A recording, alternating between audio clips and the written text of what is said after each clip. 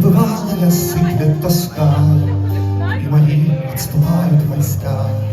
Их колонны придут сквозь туман, в репродукторе всем левитам. Рассказал, что за сука похерила нежный наш план. Артиллерия выбита в хлам, мы ползем по недавним глам. На полуторках стылых трясясь, под колесами хлюпает грязь. Левитан рассказал, что ты, сука, и блядская мразь. Господин главный ветер, я вышел на связь. Всесоюзный с колоннами зал, даже диктор Кириллов сказал, что печальнее не было век. Это Брежнев вознесся наверх.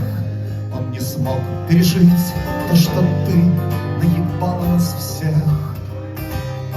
В телевизоре плавает рябь, или это дорожная рябь. А Кирилл сказал, что скорбя, он бы точно отпиздил тебя.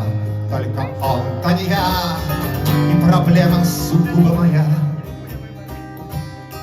Господин главный ветер, проблем тухуя. С уебанскими лицами ряд, и они тебя всех матерят. Мне Малахов сказал, как эксперт, отдавая с деньгами конверт, что он видит проблему мою в том, что я интроверт. Это он повторял как рефрен и смеялся, как Алика Флен. А еще пожелал под конец, чтобы драмы моей образец был включен в антологию клуба разбитых сердец. Господин главный ветер, как видите, делу венец.